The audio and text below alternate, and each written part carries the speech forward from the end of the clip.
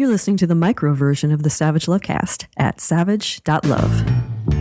If you're stuck in a relationship quandary, or if you're looking for sexual harmony, well, there's nothing you can't ask on the Savage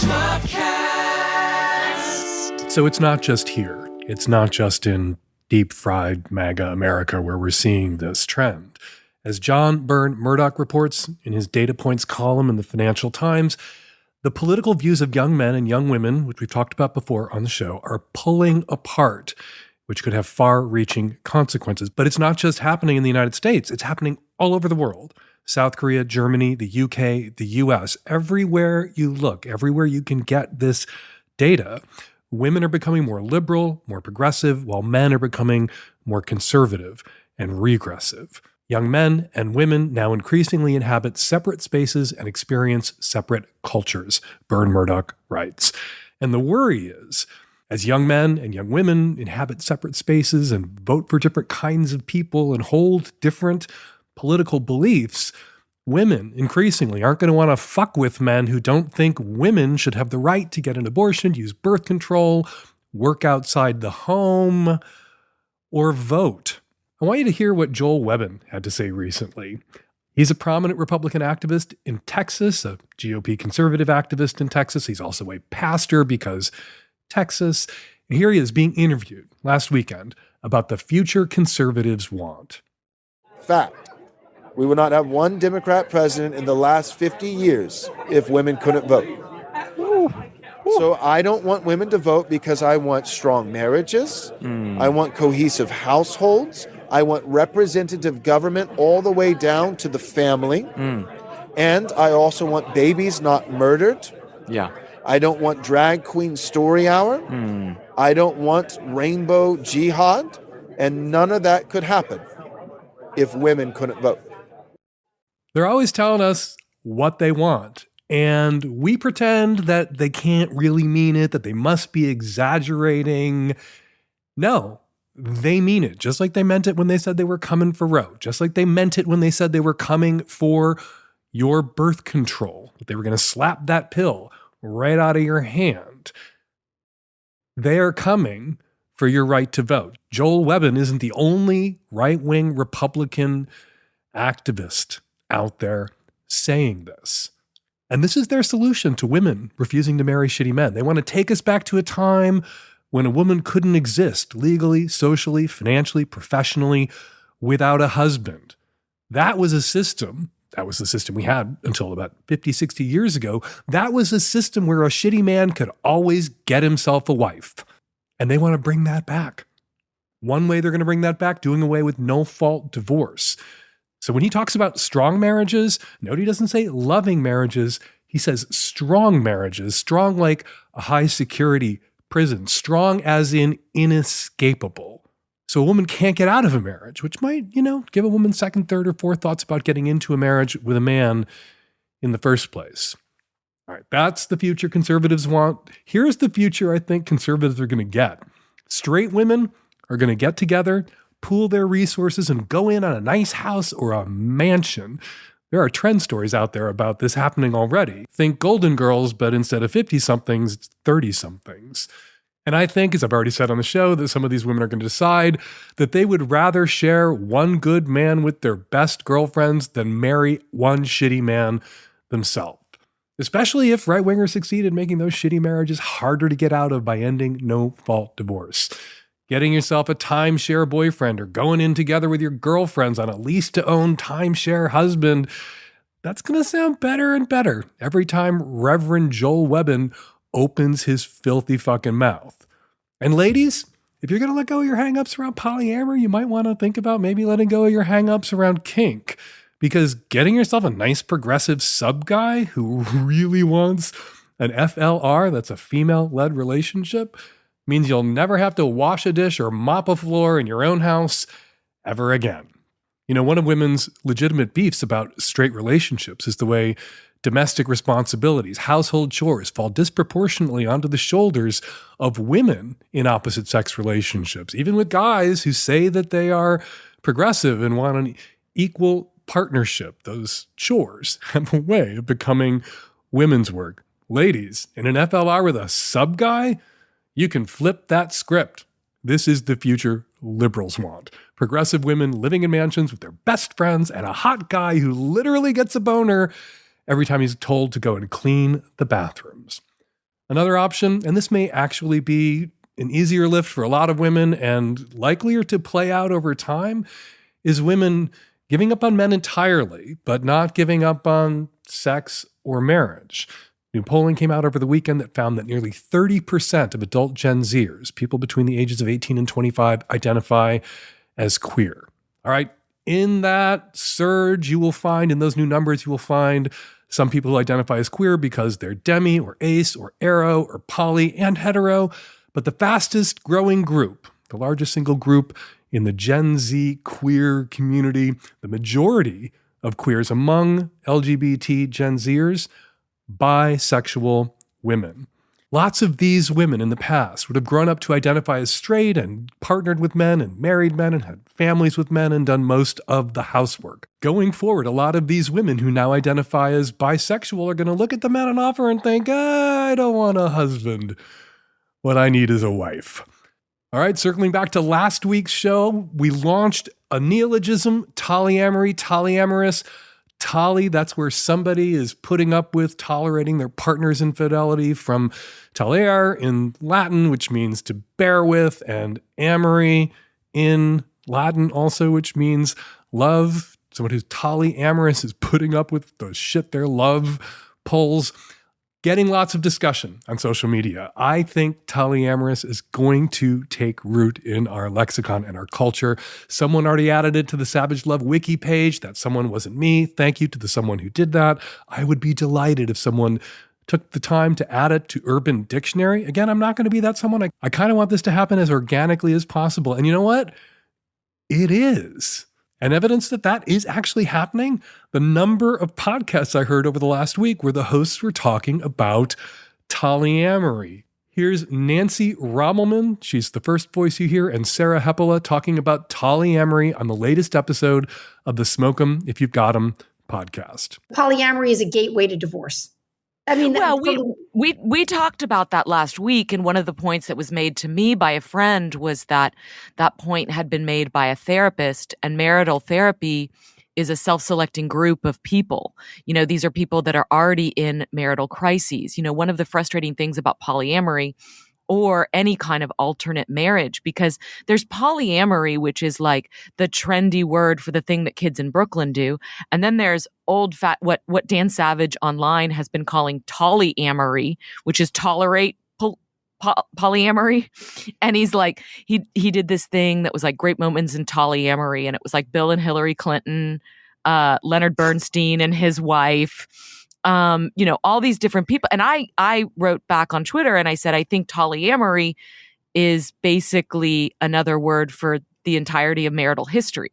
Later in the show, Nancy mentions a poly couple she knew who would not shut up about polyamory. And I think we all agree the only thing more annoying about a polyamorous person who will not shut up about polyamory might be a monogamous person who won't shut up about polyamory, which Nancy kind of qualifies. Anyway, Nancy says she knew this one couple so into polyamory, poly-evangelists. They wouldn't stop talking about polyamory. They thought everybody should be polyamorous. And of course, that couple that Nancy personally knew is divorced now, which confirmed Nancy's priors and her currents and her futures about polyamorous relationships.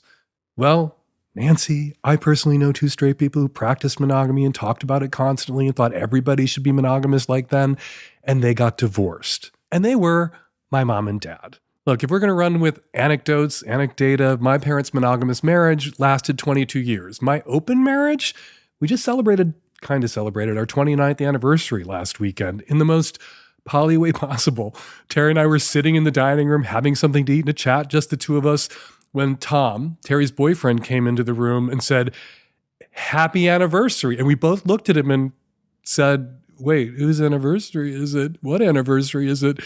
And he said, "Yours." All right, coming up on the show today on the Micro, tons of your Q, lots of my A, and on the Magnum Savage Lovecast that you can subscribe to at savage.love. You will get the Magnum Lovecast with more calls, more guests, no ads, access to the entire Savage Love column, invites to Savage Love Live, and more. Comedian Dulcé Sloan, you might know her from The Daily Show, joins me to talk about her new book. We also talk about men and the people who are foolish enough to fuck them, and headless torso pics, not just a Grindr thing. Apparently that's also something that men are doing on hookup apps for straight people. Dulcé Sloan and I go deep on all of those subjects.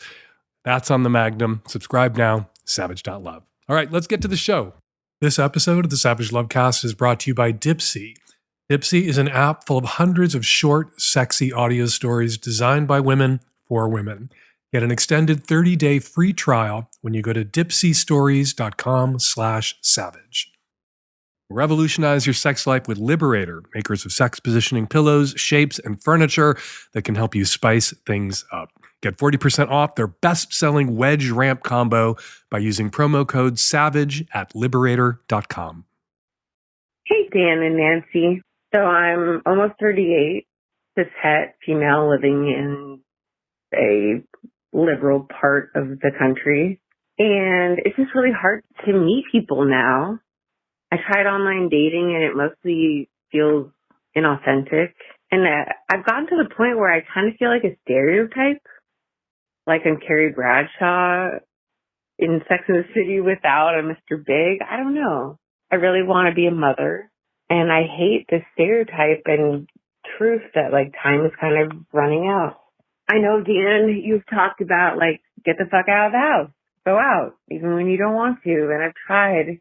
And the tone in my voice is making it sound like sadder than it is. But I was just curious what advice you'd have for me.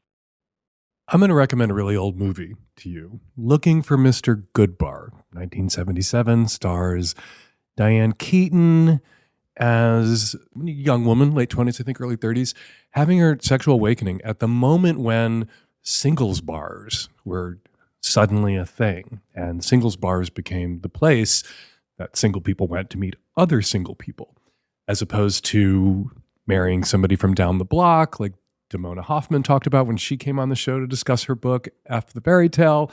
That was how people met kind of before singles bars came along. And singles bars back in the day, which I think people sometimes have a kind of romantic nostalgia for now because of the meteor strike that was the arrival of dating and hookup apps.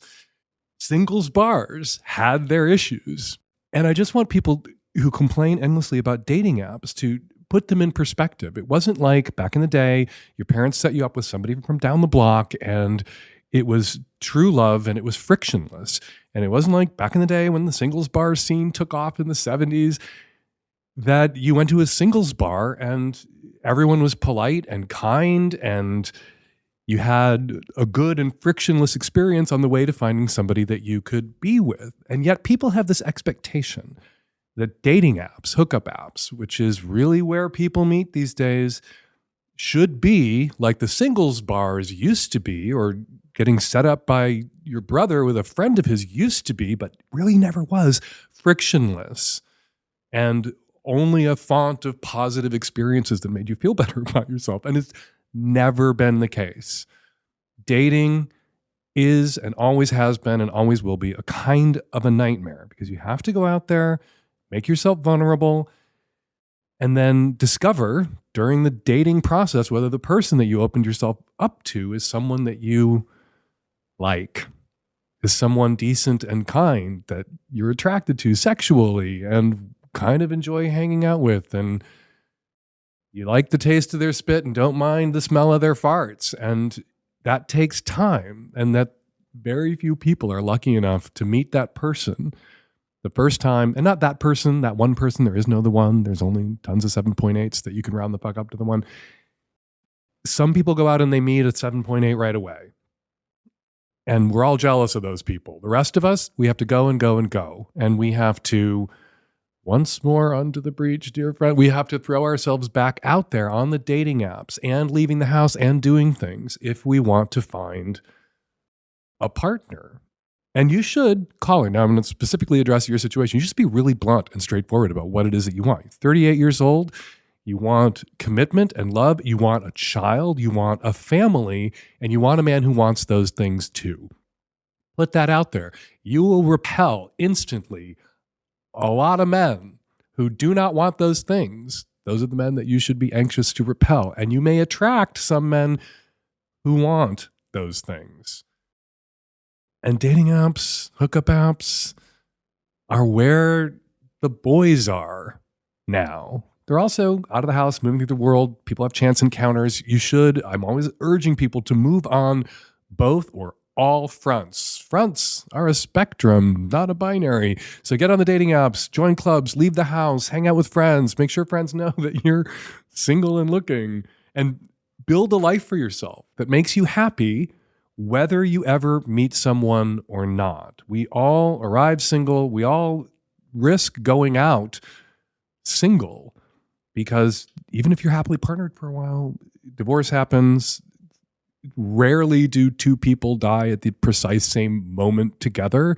So there's going to be a time in your life when you're likely on your own again, and you want your happiness to be something that can exist irrespective of whether you're partnered or not, because odds are there will be another stretch of your life where you are not partnered. And the happier you are, the better your life is, the more somebody who comes along may look at that and think, I want to be integrated into that happiness. I want to bring my happiness into their happiness and create a Venn diagram of our happiness together that hopefully has a lot of overlap.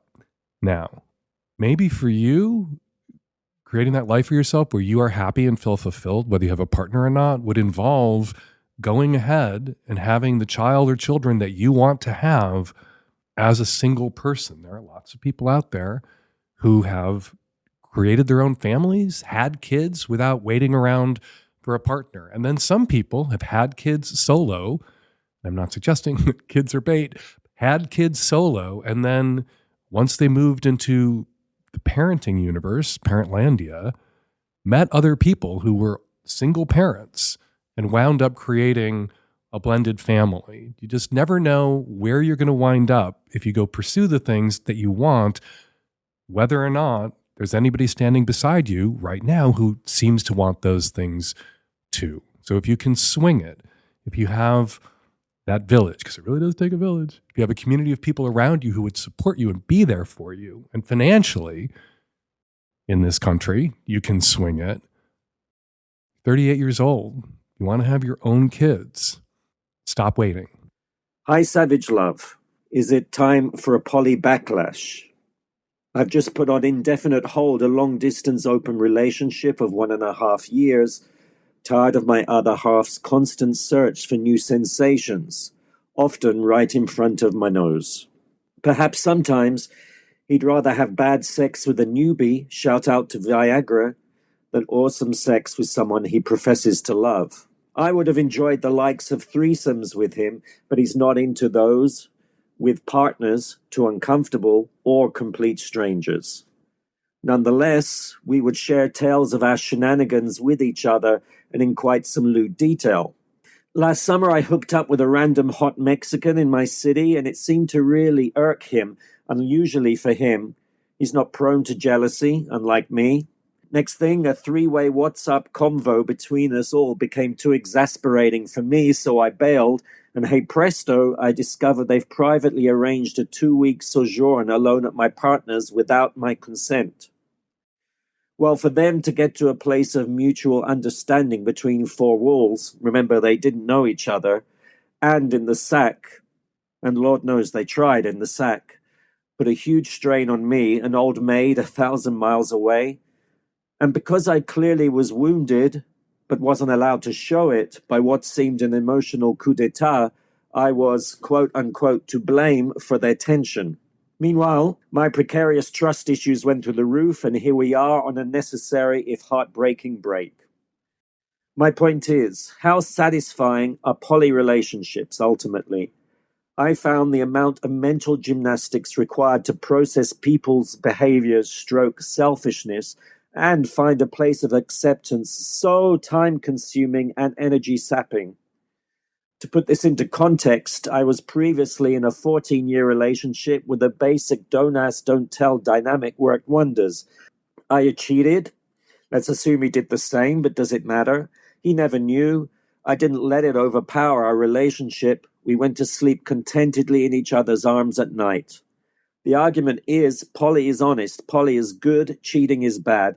But from experience, it seems to me that it's a justification for some pretty shady, inhuman behavior that perhaps a more traditionally contoured relationship wouldn't involve. We're done. So polyamory is having a big moment. Molly Roden Winter's memoir of her open polyamorous marriage, More, came out a few weeks ago. Big stories everywhere. And some people, even some people who are nominally fine with open or poly relationships, are just a little sick of the poly discourse and a lot of the, poly triumphalism that we see from some poly proselytizers that even I, as a poly person, kind of loathe. And this one guy on Twitter that I follow who doesn't follow me, and I don't remember why I followed him, David Polanski, wrote, "At this point, I'd be interested in seeing an ethicist argue for the position that straight up cheating is preferable to polyamory." And here comes your call where you're arguing that you preferred your previous relationship where it was technically cheating. There was kind of an implicit, unspoken DADT agreement or truce to this poly relationship that you've been in. Now, when David tweeted that, wanted to see somebody argue that straight up cheating might be better than polyamory, I leapt at it. I said, I can make that argument. Cheating is sometimes the least worst option for all involved, including the person being cheated on, and cheating successfully, cheating and getting away with it, requires absolute discretion. Absolute discretion imposes limitations that can keep cheating to a minimum. There, I did it. I made an argument in favor of cheating over polyamory. And I'm just going to say there are people out there who would rather be lied to than left. And some people know they're being cheated on and they feel nothing but relief, but they don't let on, lest the cheating partner take their relief as a license to be indiscreet or scandalize friends or fuck coworkers or not be discreet around their children, thereby making all of those other people in the life of the person being cheated on feel complicit in the cheating. Rolled out recently on the show, a new term, a neologism, polyamorous. That's what you were in your past relationship. You tolerated a certain amount of outside sexual contact, but you didn't want to know about it. And one of the ways your ex made sure that you didn't know about it was not neglecting you, not taking you for granted, being there every night in bed, in your arms, to fall asleep with you. You were always, even if he was sometimes getting a little extra dick on the side, you were the main dick, the dick he cared about most, or the person attached to the dick he cared about most, or the person he cared about most attached to another dick. You didn't get that from the person you're with now or you were with recently. You got treated very poorly. I don't think we end polyamorous relationships everywhere for everyone for all time because you were in a shitty polyamorous relationship. If we ended certain relationship models for all times everywhere for everyone or kicked off a backlash, there wouldn't be monogamous relationships. And there wouldn't have been monogamous relationships for a very long time because I hope you're all sitting down, there have been some very deeply shitty monogamous relationships out there that have fallen apart. There are sometimes relationships, when a relationship falls apart because it was open or poly, people, even the people in them, are inclined to blame poly. When a monogamous relationship falls apart, nobody blames monogamy, even if there are times when the pressures of monogamy or the expectations or the irrational expectations and the realistic expectations people may have of their monogamous partners, like you're never allowed to look at or even think about anybody else, can destroy a relationship. And yet, even when monogamy could be blamed, nobody blames monogamy.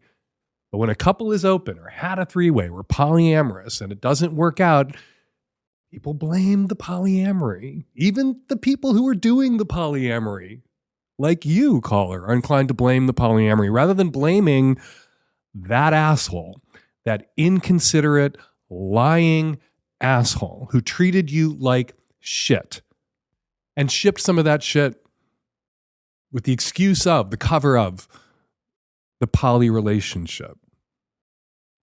When a relationship is monogamous, everyone kind of understands what that means.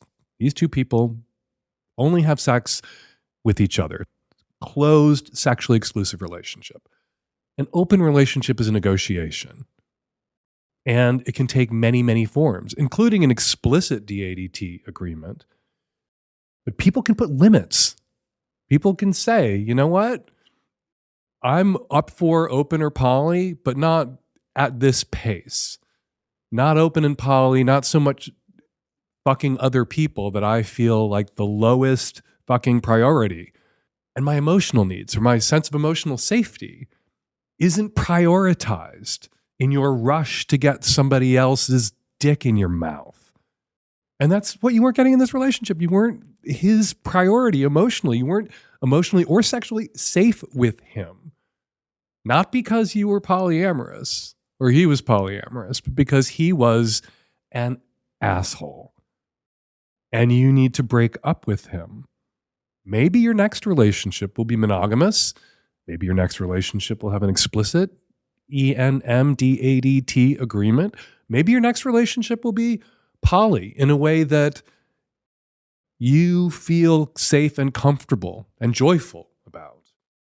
But let's not, we're already having a bit of a poly backlash because there have been too many stories about polyamory in the wake of this memoir coming out. But let's not justify a poly backlash because some people in poly relationships were terrible to the person that they were in that or persons they were in that relationship with. Because by that standard, there should be a never-ending backlash against all different kinds or types of relationships at all times. Picture this. You're on a bus, you're grocery shopping, you're waiting somewhere for something from someone. You're bored, or you were, because with Dipsy in your ears, it's a whole new secret experience. You are actually not bored, and no one will know because Dipsy's just in your ears while you are flushed and smiling. Dipsy is an app full of hundreds of short, sexy audio stories designed by women for women. Dipsy brings scenarios to life with immersive soundscapes and realistic characters. Discover stories at Dipsy about second chance romances, adventurous vacation flings, and hot and heavy hookups. And there's a growing library of fantasy series with vampires, Greek gods, and fairy smut to explore the bounds of your sexual pleasure and your erotic imagination. New content is released every week, so in between listening to your favorite stories again and again, you can always find something new to explore. They also have soothing sleep stories, wellness sessions, and sexy written stories to read. Let Dipsy be your go-to place to spice up your me time, explore your fantasies, relax and unwind, eradicate boredom in line at the CVS, and even heat things up with a partner. For listeners of this show, Dipsy is offering an extended 30-day free trial when you go to dipsystories.com/savage. That's 30 days, full access for free when you go to dipseastories.com/savage. Let them know the Lovecast sent you by going to dipsystories.com/savage. Hey, Dan and the tech-savvy at-risk youth. This is an early 40-something queer guy calling from the rural West. Out here, the queer community is scattered, and obviously we're here, but not in huge numbers. And a lot of the times we find each other through the apps. And I've been finding myself in the same situation multiple times, having the same conversation where I meet up with a really good-looking guy. We have a good time. It's kind of a hookup. We might exchange numbers, try to meet up when we can. Generally, folks are within a couple of hours, so it takes a little bit of planning. And so kind of this relationship conversation comes up pretty quickly. And the texting starts happening real frequently, and then there's always this conversation about communication styles and how much to communicate and what you're looking for. And I'm just wondering how to navigate that. I think like a lot of guys on the apps, I enjoy meeting hot guys. I like connecting as friends. I like the hookup. But the apps are, for the most part, to kind of hook up. But I'm starting to get this kind of relationship vibe happening pretty quickly after maybe one or two meetups. And I'm finding myself having to explain, logistics are hard. We live far apart. travel back and forth is hard. And I don't know if I need to have something more upfront, like, hey, just to let you know, this might not go anywhere, or let's hang out when we can, no expectations. I kind of feel like that's expected, but reality proves otherwise. So I don't want to hurt people's feelings, and I really want to maintain friendships, because living in areas where there's not a whole lot of queer guys, we don't want to burn bridges, and it's always fun driving through places to know folks and have a hot hookup if you can, or just to connect. But I'm just wondering what your thoughts are on having these conversations quickly and upfront, or if I'm just missing something. You are doing some girl shit here. You are not being direct with a no, rather than saying to somebody, I am not interested, or I am not available. You're saying, oh, logistics are hard. We live far apart. I don't know if I can travel. What you're saying is, if things were a little different, I might date you. I could see us being boyfriend and girlfriend, or boyfriend and boyfriend, but I just got out of a relationship. I'm really busy at school. All of those bullshit reasons that people toss out there, not just women, not just girl shit, boy shit too, as your call proves. People toss those out because they think they're being polite. What the other person hears is, maybe. If we can solve these problems, I would want to be your boyfriend. That's what they hear you saying. If you maybe moved a little closer, we could date, we could be together. You're giving them false hope, and then you're wondering why they keep coming at you.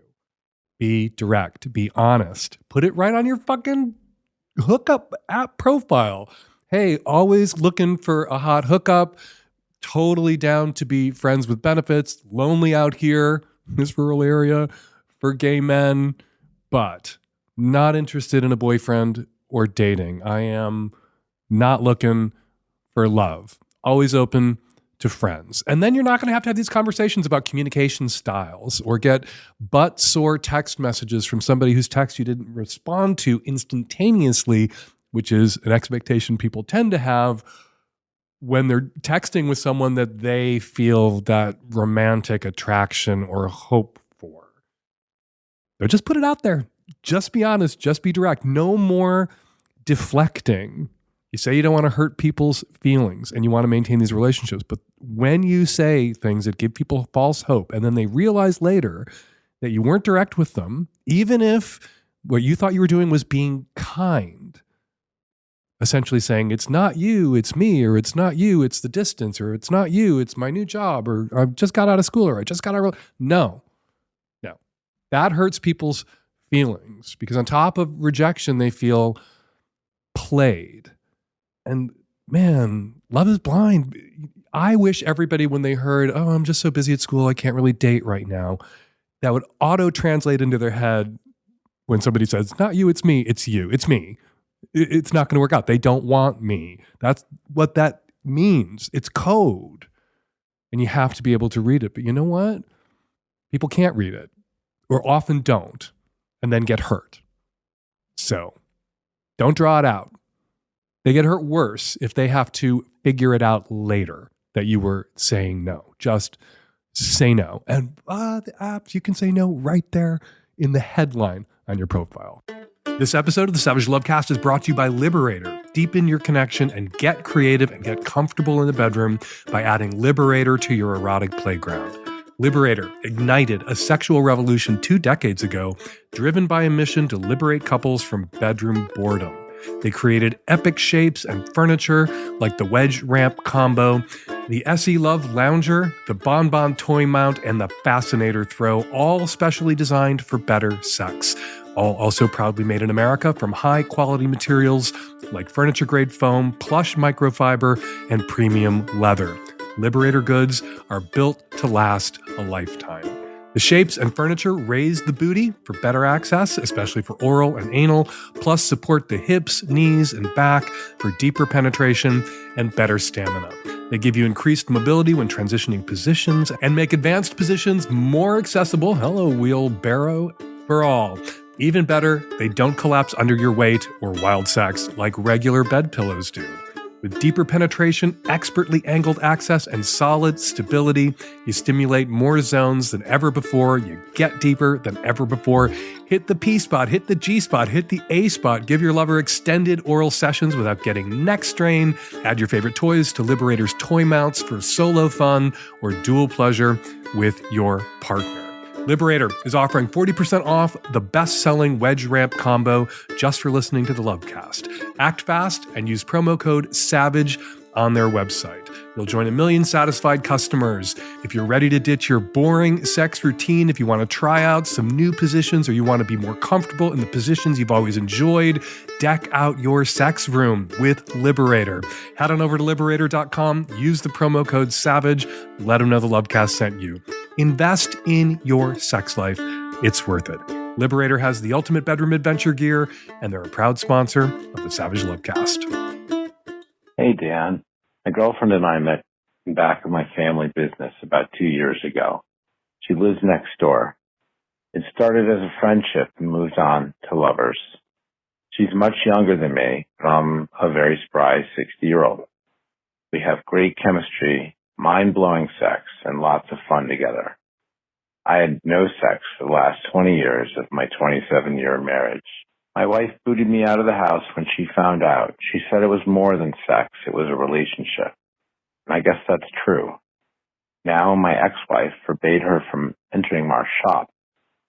My 27-year-old son will not speak to her, look at her, or even mention her name. And he has drawn a line he will not cross. He's fine with me dating her, but he gets angry when I ask him to care about my happiness and try to be cordial with her. He calls it politics in support of his mother, and he thinks this girl was sabotaging, but she was not. He swears he will accept anyone I date next. My son and I remain very close, and I'm training him to run our shop. His mother and I are on good speaking terms. My girlfriend hates that I value my son so greatly and don't make her number one. She wants full commitment, so awkward, and it causes so much angst and turmoil, the two sides weaponizing each other. It gives me stress and heart palpitations. 2 months ago, I left the relationship because the grief was really overwhelming. Fucked up, we still love each other and miss one another, yet I remain distant because all contact is so wrenching. I've gone on a few dates since, but I can't stop thinking about her. She isn't perfect, she's judgy and a motor mouth, but I can't imagine I'd do any better. Some people say blood is thicker than water, and others say that I'm a fool to leave her because obviously I'm enamored. What do you think I should do? You are a quitter.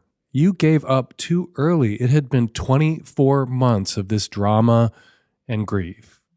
You started seeing somebody else, blew up your marriage. It was a sexless marriage. Completely understandable that the marriage might need to end and that it might end in this way. A lot of marriages that need to end, and I think even if you're on good and friendly terms with your ex-wife, as you claim, even she recognizes that it needed to end and that you're both in a better place now, probably have a better relationship now than you did when you were married and burdening each other with the expectations of what a marriage should be and what you should be to each other, which for 20 years you weren't. Yeah, it's only been 24 months. It can take time for people to get used to that. Sometimes it takes longer for kids to get used to it. I couldn't really be in the same room with my dad after he left my mother for someone else for 4 fucking years. And then it was hard for me to be in the same room with my dad and his, by then, second wife. It took me a long time. Now I call my stepmom and talk to her and tell her I love her, and I do. It took time. So you're engaging in that logical fallacy where you project out a future where everything is always thus, and nobody grows, nobody changes, nobody gets used to anything. Right now, your son is very performatively signaling his allegiance to his mother, and his commitment to that bit obviously has outlasted his mother's anger, so far as you know. We don't know what she's saying to your kid, the son you share, behind your back. It's outlasted her anger at you for the collapse of your marriage. He'll come around. Give him another 12, 24 months. If you want to be with this woman, be with this woman. It is ridiculous that you dump this woman to make peace with your son. What you say to your son is like, hey, sorry, I love her. We're going to be together. You're going to have to get over it or get used to it. And you say to her, hey, I'm not in control of my son. Also, my son is a non-negotiable presence in my life. And just as he's going to have to get used to you, for now, you're going to have to just fucking eat the fact that he's not a fan of yours or of us together. But like Dan Savage and his stepmother, he may come around in time. We're going to give him time. But you can't tolerate, even for a moment, your girlfriend of 2 years telling you to have to pick between her and your son. That is not a choice that your girlfriend should be asking you to make. Hi, Dan. I've recently made a connection with someone online. We've known each other for a few months, but have really been talking a lot one-on-one with our cameras on and stuff for the last few weeks. And it just feels like everything clicks in a way it hasn't in a really long time for me. And I'm wondering if you think it's reasonable or kind of sound to enter a relationship with someone you haven't met in person. I do plan to go out and meet in March, so I guess part of me thinks I could just wait until March, but the other part of me is really into him, and I could see a future at some point down the road in a couple years when I finish school. I could definitely imagine being in a relationship long distance for that amount of time and then moving out to where he lives, which is about a 3-hour plane ride away. So I don't know. Should I have the conversation? Because we've kind of tiptoed up to it before. Would it be okay to say we're dating, tell people in my life, say I'm going out to visit my boyfriend, kind of plan things? Or am I being kind of silly and should I really wait until we've met in person just to make sure that everything feels the same? It's a bad idea to blurt I love you out the first time you feel it. You're dating somebody, you're with them for a while, you start to feel like, I love this person. I love them. I want to be with them in an open-ended sense for a very long time. You don't say it right away. You feel it for a while. You feel like you want to be this guy's girlfriend. You feel like he could be your boyfriend. You feel like there's a real possibility here. That is great. Go ahead and feel that for a while, but you don't have to say it out loud yet. And it's jinxy to say it out loud. You know, you're dating somebody, you're dating them for a month, you feel that I love you bubbling up inside you, and you just are like, okay, I'm going to sit with that feeling. I'm going to let this play out a little longer so that I get more confirmation that this person isn't just a projection of someone I might be able to love, that I'm not rounding this person up, or I haven't, encountered, we haven't even had our first fight yet. I don't know how we're going to process conflict. So I don't know. I'm going to wait. Just wait. March is 5-6 weeks away? Go meet him. See if you like how he smells. See if you like how his spit tastes. See if when you're together, you have the same rapport that you've managed to establish when you're swapping text messages, which are a really great interpersonal tool. A lot of people relate online. I text constantly with the most important people in my life romantically. And so, yeah, I totally get it. And I have really good friends. I used to dismiss the possibility of a romantic relationship or even a friendship involving two people who'd never actually met in person, that this was some sort of something else. But you know what? I take that back. I have really good friends that I've only ever interacted with on the internet. No boyfriends that I've only ever acted with.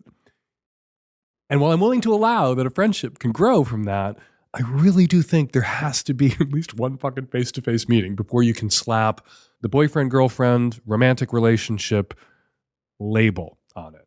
5 weeks. 5 weeks. Go visit him. Have a place to stay besides with him. Have a backup plan if you are planning to stay with him. If you get there and you get a bad feeling about him, or his apartment is completely decorated with red fucking flags, have a backup plan.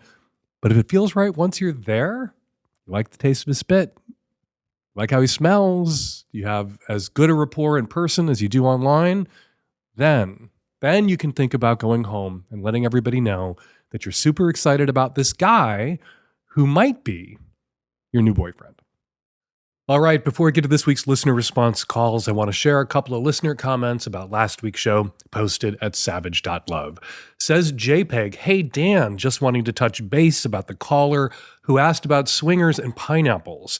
While I agree you shouldn't just start making out with someone's wife when you see a pineapple, you should still ask. The big thing you're missing, Dan, is upside down. Generally, people don't leave their magnets on their fridge upside down on purpose. And an upside down pineapple means swingers. All right, you're still going to want to check if there are lots of fruit magnets on their fridge and little kids in the house.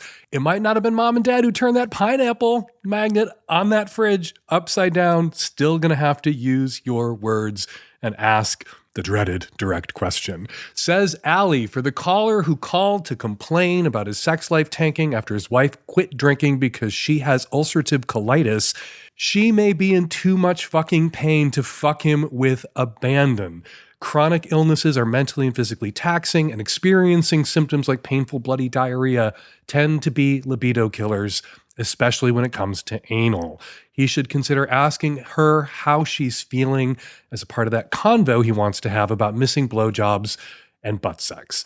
I missed the mark on that question. I sometimes do. There's a similar question in this week's Savage Love coming out tomorrow, Tuesday. And I give a much better answer to this question, basically the same question, because you all took the time to yell at me, to take me to task for the answer I gave that caller. So I want to thank you for letting me know I messed that one up. I think I did better in the column this week. Be sure to check it out and let me know.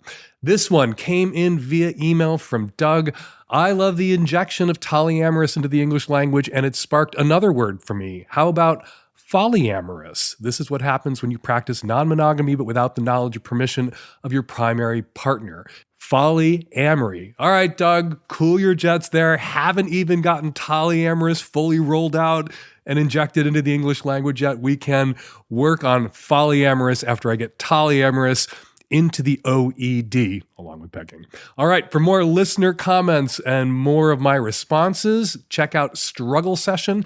That's a weekly bonus column for Magnum subs. Goes up every Thursday at savage.love.